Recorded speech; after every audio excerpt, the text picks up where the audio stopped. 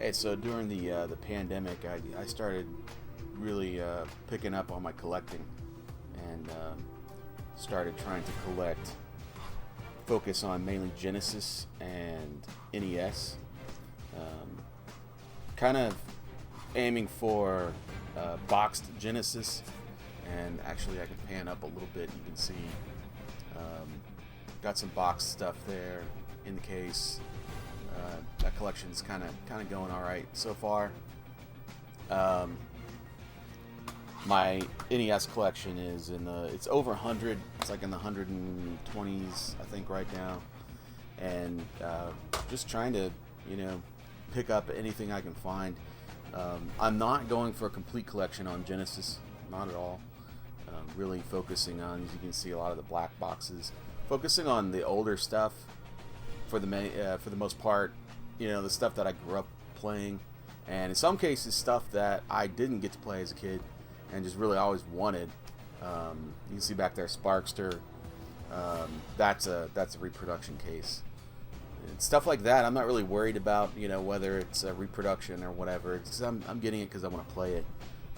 But the older stuff, like Altered Beast, Golden Axe, stuff like that, that's stuff I really want to have authentic, because, I want that little slice of history, So, in the other category here is Elysia Dragoon. This is a game that I never played back in the day. I think that maybe I had moved on to maybe Super NES by the time this came out. I don't even really remember this being a big game. Like, I don't remember this like all over the magazines. I don't remember it being a big thing. I just don't. I mean, I vaguely remember seeing it around, but that's about it. So, of course, now it's super expensive. There's no way you're gonna get one of these for a decent price. So, I just wanted to play it, so I just grabbed a replica cartridge. Maybe someday I'll pick up a real one if I really love it. But this is in the category that, like, I would not spend that kind of money on a cartridge like this unless there's some, personal nostalgic value to it for you. Because otherwise, I mean, really, it's just going to be worth however much, however good the game is. Right? Like, there are some games people talk about, I can't believe you're going to pay that much for that Nintendo game. It's not even that good, right? I'm not saying that's the case with the Elysia Dragoon. I hear this is really good, but I mean, is it, hundreds of dollars good? Probably not. I mean, I don't know if there's any Genesis game that is worth paying hundreds of dollars for just to play it, even if you have absolutely no personal connection to it. And that's where stuff like this comes in. So, yeah, actually, I might as well just crank it up here. Got it swapped. Yeah. Yellow to yellow, white to white. And so I have no idea how to play this. I've never played it my entire life. I think I might have tested it when I first got it, just to make sure it worked. And but I have no idea how it plays. And I'm not even sure if there's like a maybe an English version that I didn't get. That I should have the English version. I don't know. Again, I paid I think maybe $10 for this. So if I have to buy another one in English, that's cool.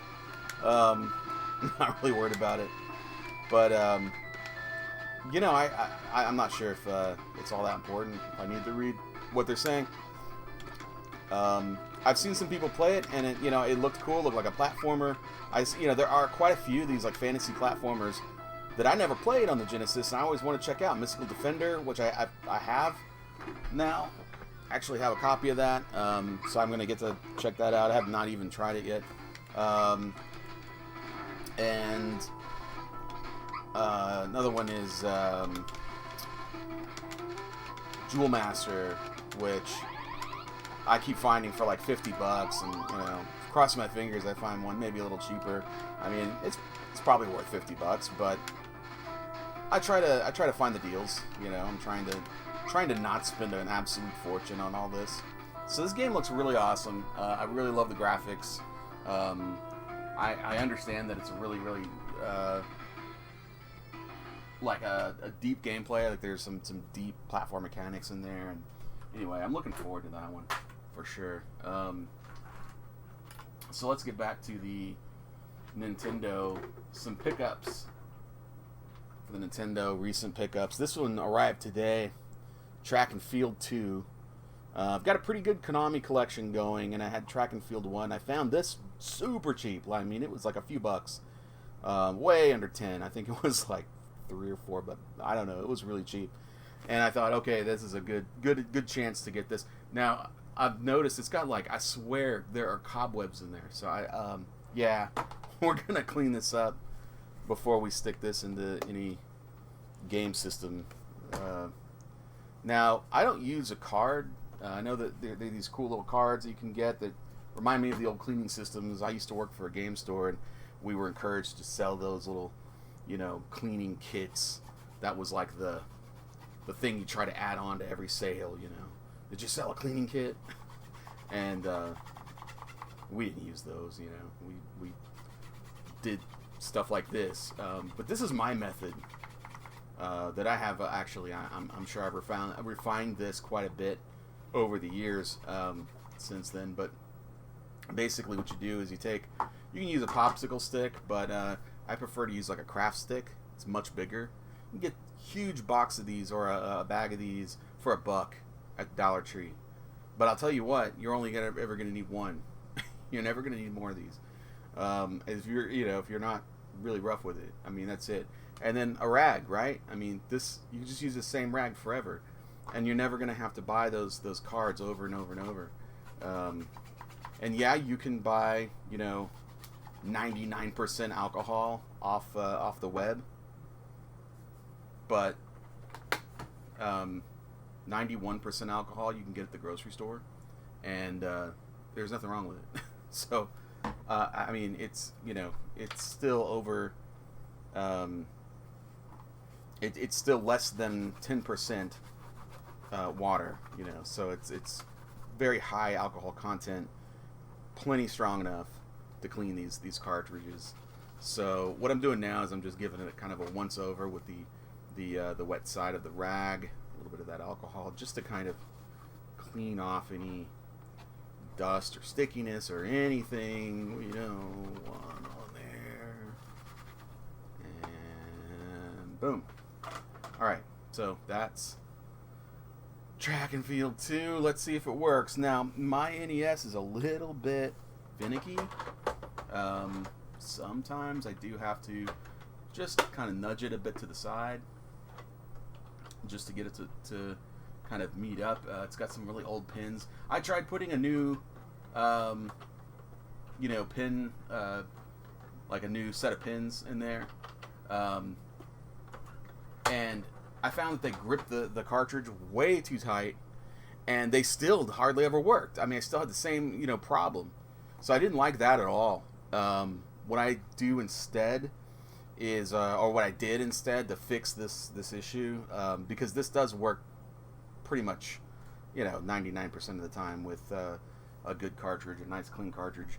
But what I did is I followed the weird advice that I'm sure many of you have seen, to take the pins and boil them. I did that. I boiled them and I cleaned them, and of course I used a little, which this is probably what did it more than anything, but I used a little pick to bend out each pin so that they make better contact. Put it back together. Thing worked amazing after that. But it's just a little bit on the loose side. But this is my real secret weapon right here. Electronic contact cleaner. And what I do is I put a little on there, and before it even dries, I'm sticking it in and out of the Nintendo and making sure that it is making contact with those pins, and it's kind of cleaning it on the pins. And this stuff will completely flash off in just seconds. Right now, in fact, it's dry. So it's ready to go. Now, I got a little bit of a scrambled image before, but I would say this is probably not a great cartridge. The last one I had this kind of problem with was my Ninja Gaiden, which actually I've got working pretty well now, but when I took it apart, what I found was that the pins on my Ninja Gaiden are in pretty bad shape. They are like, you know, withered away. That might be the case with this too. See, here it goes. Track and Field 2. It may just be some very worn pins. Okay, let's see what we can do on this. We got training mode. Yeah, let's do training mode. Since I don't know what I'm doing. One player, yes. Oh, here we go. High dive. Archery. Let's do archery. Why not? Yeah. Sure. Okay.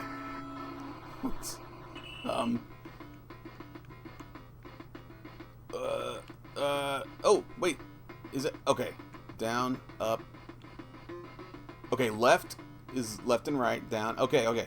I got it. But how do I know where I'm aiming?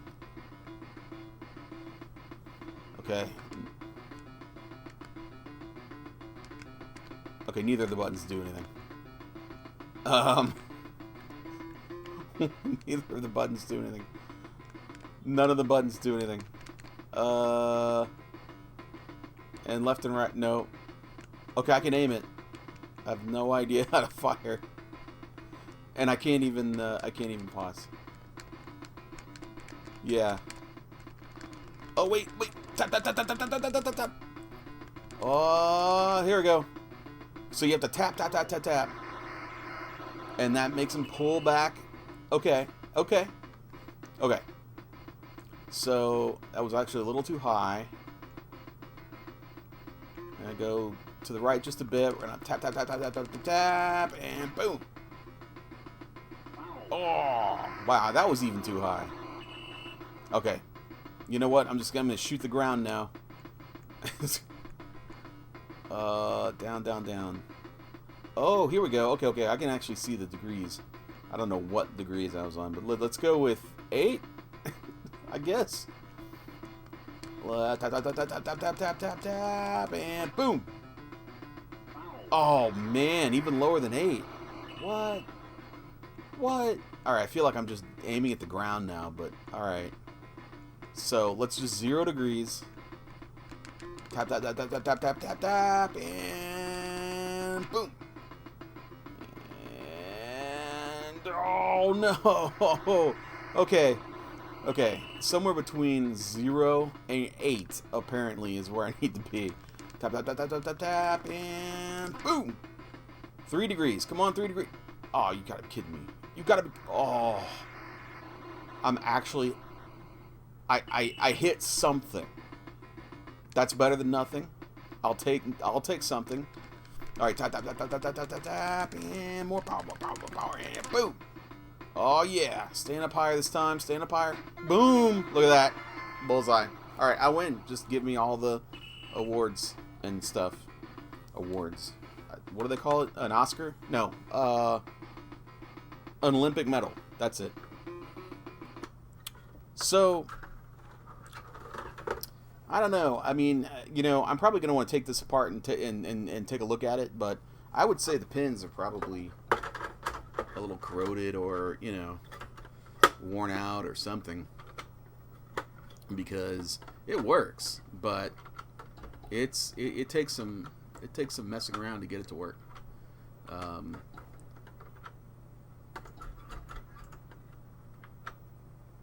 There we go. Yep. So it works. Just not like first time every time kind of thing. So here's another one, Faxanadu. Those in the know will tell you that it's actually pronounced Fazanadu, because actually it was the Famicom version of Xanadu. This is actually a sequel to a game series that was on some Japanese computer. I want to say maybe the MSX. I don't know. Now you probably noticed that this boots up to red, not the black, the blinking screen, and that is because I have modded this NES, so it doesn't do the blinking screen. I don't get the blinking screen. I also I guess I don't have any region issues because of that. But anyway, so this is another game I've never played. Never played Xanadu. Xanadu. It feels like I'm saying F apostrophe Xanadu. I guess it really doesn't matter. I've been on a long journey. I came back to my hometown to find it is almost deserted. The gate is closed. People are gone. And the walls are crumbling. I wonder what happened. So, as I understand it, you're trying to heal a giant tree in this. So there's this kind of, I guess,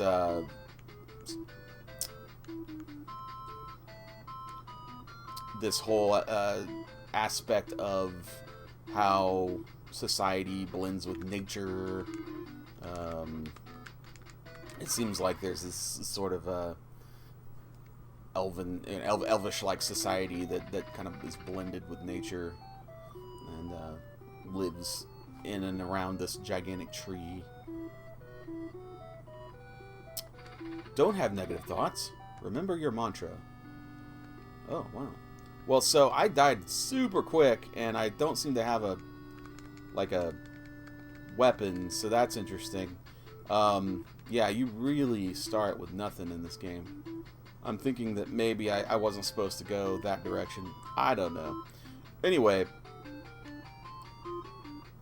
this is a very Zelda 2 and maybe even Castlevania 2-ish game. Not quite so much as, say, Battle of Olympus, but definitely in that vein. And that's really why I was interested in it. I want to check it out because I always loved both of those games, actually. I know most people, that's like heresy. Most people are all about Castlevania 1 and Castlevania 3. But as a kid, I'm telling you, people loved Castlevania 2. That was not a game people looked down upon back then. It really wasn't. And I always enjoyed its, greater depth of gameplay. To me, it kind of fit more into, like, Metroid and Legend of Zelda, which was a good thing for me, because those were two of my favorites. So this guy, the dwarves are already in town. It looks like the end is near. Well, I don't know if there's, like, Oh, here we go. Yeah. I thought I pressed up on another door, nothing happened, but maybe you just have to try all the doors. Okay, so it looks like I can buy stuff and probably not walk around in my underwear getting killed. That would be cool. Let's call it a day on this one. That's a game that definitely works. This funny thing, I bought this and it just took forever. Like forever to get here. Over a month. I think it was like a month and a half. Guy kept saying, "Oh yeah, I've just moved and it's it's somewhere. It's in a box. I'll look for it tomorrow." And then a week would go by, and anyway, that just kept happening over and over. But I finally got it. You know what? He had good reviews, and I had faith. Raid on Bungling Bay just came in too, and I'm excited about this because this is a classic from the Commodore 64 era, and I grew up with a Commodore 64, but I never had Raid on Bungling Bay. I remember it. I'd see it at the store. See, this is what I usually get here. It's like I gotta wiggle it a little bit, maybe hit reset a couple times, but then it comes up. And that's just my NES. It's just a little loose. It's probably like one or two pins that are slightly bent out of shape, or who knows. So this is Will Wright, and the famous story about this game is that he built this game, and in order to build the game, he built an editor to make all of the islands, the bases, and he found that while he was making this game, he was actually having more fun building the levels than he was playing them, and so he took that level editor, kept playing with it, and from that we got SimCity.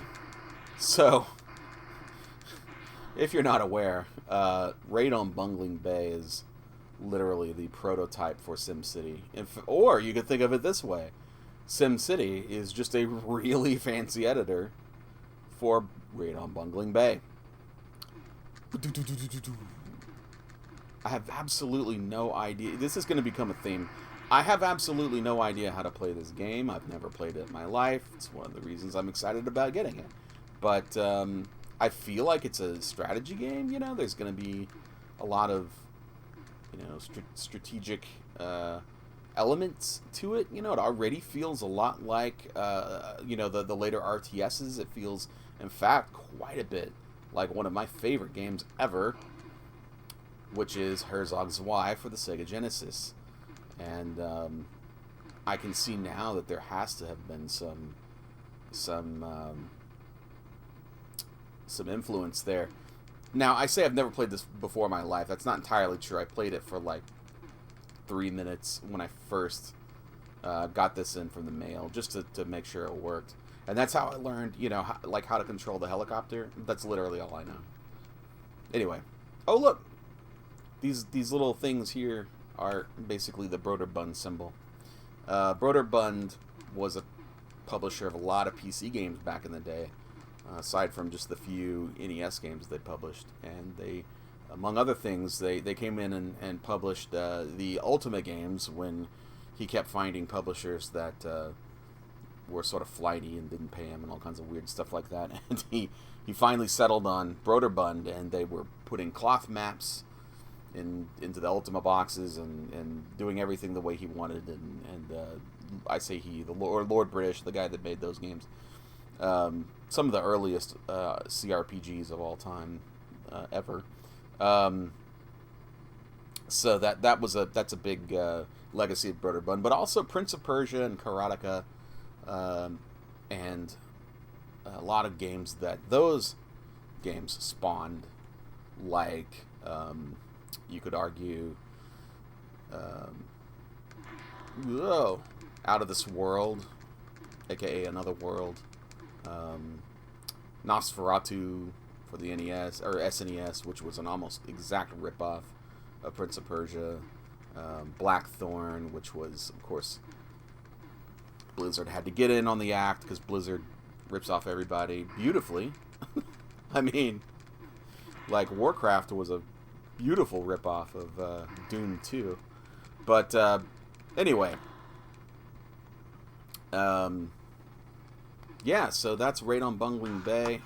I think this is probably a game that just, it's not all that impressive on the Nintendo, because, you know, the Nintendo, it was really a few steps beyond what the Commodore could do, but this game feels very much like a game lifted straight from the Commodore and just put right on the NES. And by the way, anyone who has played Ghostbusters and you feel the same way, like you can't stand the NES Ghostbusters because it looks like garbage or whatever, I'm telling you, it's the same thing.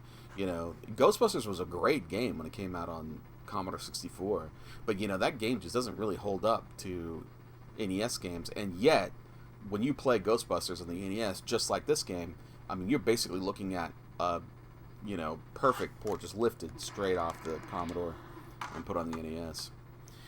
Finally, and I'm not gonna take it out and mess with it, but this is Willow. I did manage to get a boxed copy of Willow. Pretty excited about that. I'm not really a huge fan of the NES game Willow. Like, that wasn't, you know, my thing.